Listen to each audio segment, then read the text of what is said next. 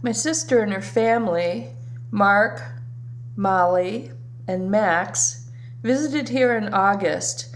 Michael had Max practice fly casting in the field, and then we joined them in Camden. The guys went fishing at sunset and sailing on Penobscot Bay. We all had a good family visit. Over the summer, we found a beautiful new part of Massachusetts to travel to, the south coast towns of Dartmouth, Westport, and Little Compton, Rhode Island. We'd never been down there before, and twice over the summer we drove around looking at beautiful gardens and art, old farmland, beaches, and enjoying fish tacos sitting on a dock watching the summer sun descend. We had the worst gardening season this year. It rained continuously in June. There was no sun. It was cool all season. Tomatoes and potatoes were ruined by blight. Seeds and plants drowned. It never got hot enough for plants to produce. It was devastating to farmers all over the East Coast. But despite the horrible weather, we did have fava beans for the first time, good garlic, lots of flowers. Blueberries and raspberries and blackberries were plentiful, and we also had zillions of weeds. Our bees died of starvation over the winter, unfortunately, so we had to buy new ones, who seemed very grateful to call our garden home.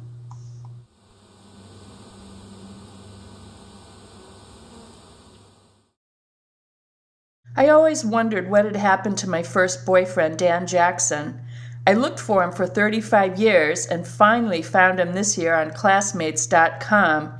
We got together in September in Detroit, and it was really, really special to reminisce and find out even though we're really different, we still like each other.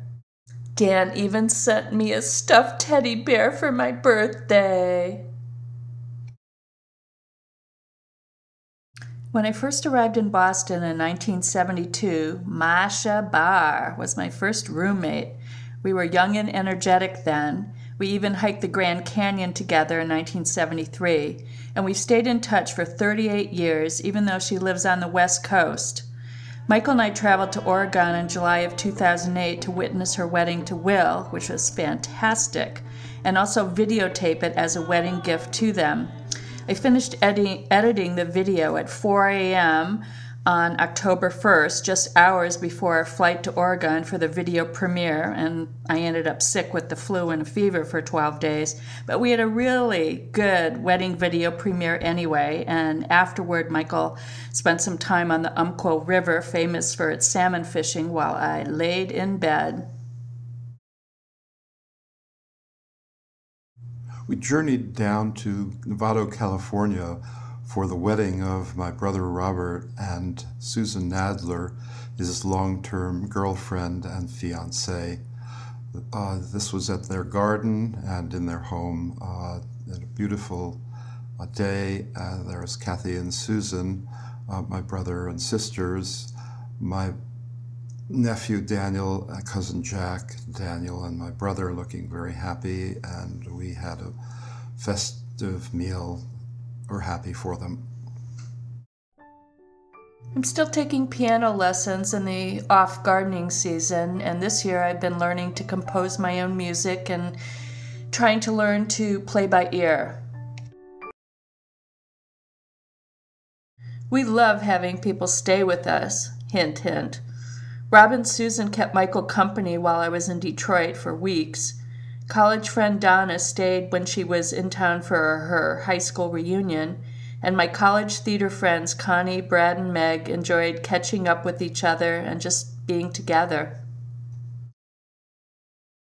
Whaling in Scrimshaw has fascinated me. My whale ship model took passengers to the gold rush. My own collection was augmented by going to auctions. My studies, such as at the National Maritime Museum, where I read logbook and examined Scrimshaw. I do that regularly with colleagues at the New Bedford Whaling Museum, and we compare and contrast and get expert opinions on some of the pieces. I've examined pieces at museums, and one of my favorites shows a whaling scene, a British frigate Another tooth shows a fashionable lady, General Grant, a young boy. And one effort I've made is to find images that were used to copy or pinprick through prior to engraving a whale tooth or a walrus tusk. I presented my findings to a conference at the Whaling Museum of Collectors. I found several matches of engravings that matched a museum tooth, that matched my tooth, that matched another collector's tooth. A large turtle that was scrimshawed was brought by us down to the comparative zoology library for examination. It proved to be a river turtle. What a fascinating hobby and what a fascinating year. We've both gotten into more photography this year. We've joined the Lincoln Photo Club.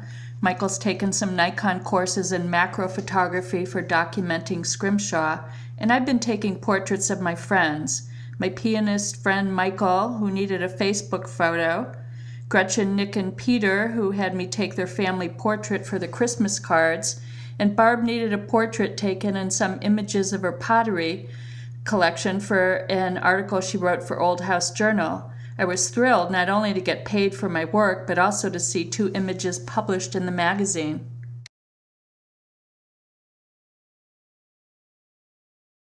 So here we are in winter, our season of quiet, of stillness, of peace.